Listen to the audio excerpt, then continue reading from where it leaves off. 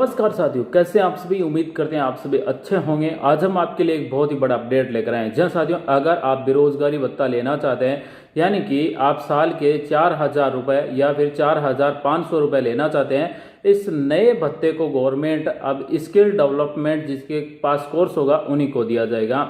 ये गवर्नमेंट के द्वारा हाल ही में चेंज किए गए नियम हैं, यानी कि बेरोजगारी भत्ता 2021-22 अब उन्हीं बेरोजगारों को मिलेगा जो वाकई में बेरोजगार हैं, यानी कि जिन्होंने स्किल कोर्स कर लिया लेकिन फिर भी उनको रोजगार नहीं मिले, तब उनको बेरोजगारी भत्ता है वो दिया जाएगा। तो हम आपको बताने वाले हैं कि इसके लिए आप कौन कौन से कोर्स कर सकते हैं और बेरोजगारी भत्ता आप किस तरह से देख सकते हैं। आपके फॉर्म का स्टेटस, अगर आपका फॉर्म अप्रूव नहीं हो रहा है तो क्या रीजन आ रहा है, आप किस तरह से सही कर सकते हैं।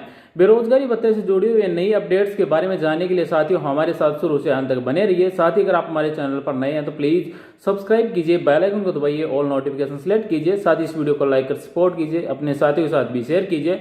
साथ ही हमें कमेंट कर बताएं कि आपने स्किल कोर्स कर रखा है। स्किल कोर्स में RKCL के द्वारा चलाए जाने वाले जितने भी स्किल कोर्स है उनमें से आपका एक स्किल कोर्स होना चाहिए।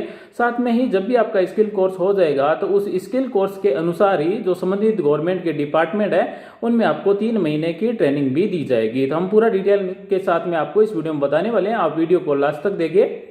राज्य के शिक्षित बेरोजगार युवाओं को मिलने वाला बेरोजगारी भत्ता अब आसान नहीं मिलेगा, यानी कि इसके लिए आपके पास स्किल कोर्स होना चाहिए और स्किल कोर्स के बिना ये आपको नहीं मिलेगा।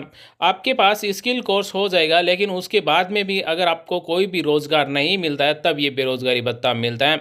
सबसे पहले हम बात कर लेते हैं इसके लिए पात्रता क्या होनी चाहिए।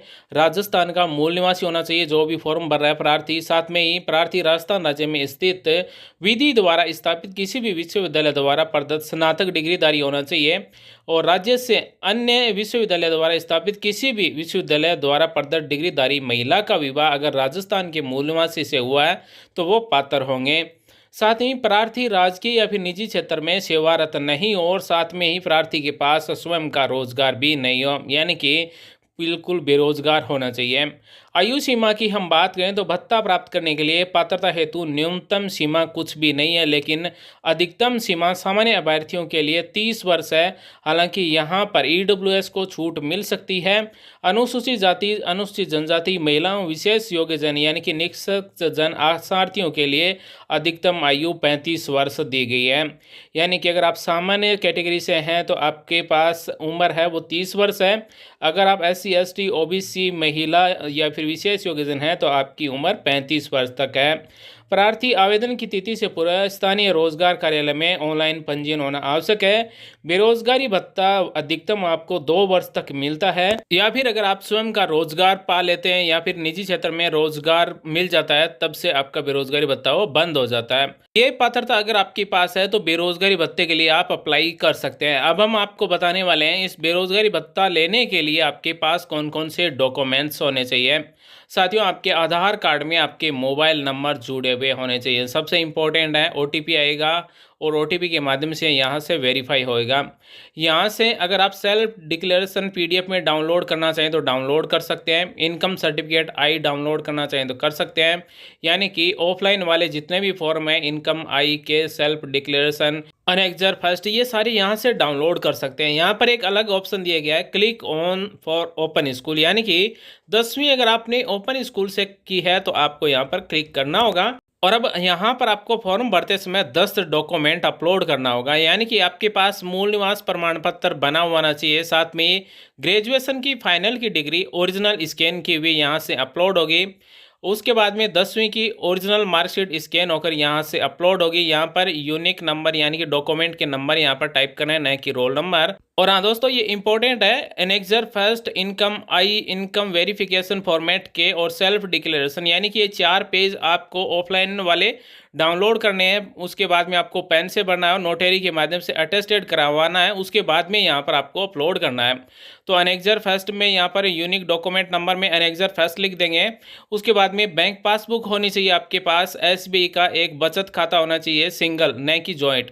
यहाँ पर आपके बैंक अकाउंट नंबर है वो टाइप कर देने हैं। उसके बाद में इनकम डिक्लेरेशन आई, जैसा कि 6 नंबर यहाँ पर देख सकते हैं। अगर आपको ये डाउनलोड करना है तो यहाँ पर आपको मिल जाएगा इनकम सर्टिफिकेट आई। इसे आपको प्रिंट करके यहाँ से नोटरी के माध्यम से अटेस्टेड करवा के अपलोड करना होता है। इनकम वेरिफिकेशन फॉर्मेट के यहाँ पर आपको मिलता है इनकम सर्टिफिकेट के, इसे आपको डाउनलोड करना है, प्रिंट करना है, नोटरी से अटेस्टेड करवाना है, उसके बाद में यहाँ पर अपलोड करना है।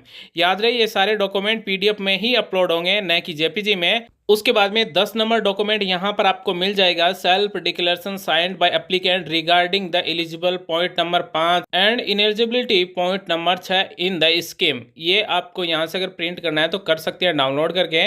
उसके बाद में यहाँ से अगर आप सारे डॉक्यूमेंट अपलोड कर देते हैं तो व्यू पर क्लिक करके यहाँ से आप देख सकते हैं।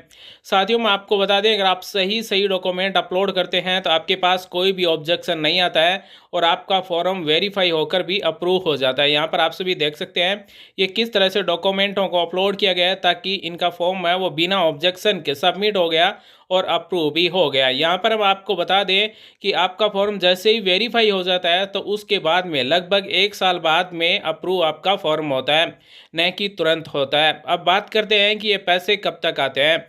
तो गवर्नमेंट के बजट के अनुसार ये पैसे दिए जाते हैं और बेरोजगारी बताओ या फिर स्कॉलरशिप, सब में रूल एक होता है, पहले आओ पहले पाओ। अगर आपने पहले फॉर्म भराया तो आपको पहले मिलेगा, अगर आपने बाद में फॉर्म भराया तो आपको पैसे बाद में मिलेंगे। अब हम बात कर लेते हैं स्किल कोर्स आप कौन से करना चाहेंगे। साथियों स्किल इंडिया का ये ऑफिशियल पोर्टल है, यहाँ से आप कोई भी स्किल कोर्स कर सकते हैं और बेरोजगारी भत्ता ले सकते हैं। बेरोजगारी भत्ता लेने के लिए आपके पास स्किल कोर्स होना जरूरी है। बिना स्किल कोर्स के गवर्नमेंट आपको बेरोजगारी भत्ता वो नहीं दे सकती है। हो सकता है कि अगली बार जब फॉर्म भरा जाए उस टाइम इन मार्कशीट और इन अनेक्जनों के साथ में स्किल सर्टिफिकेट भी आपको अपलोड करना पड़ सकता है। तो हो सकता है कि ये फॉर्मों में बहुत ही जल्द चेंज हो जाए। जिस समय आप फॉर्म भरेंगे उस टाइम आपसे स्किल कोर्स की भी डिटेल पूछी जाएगी और स्किल का भी आपसे एक सर्टिफिकेट अपलोड मांगा जाएगा।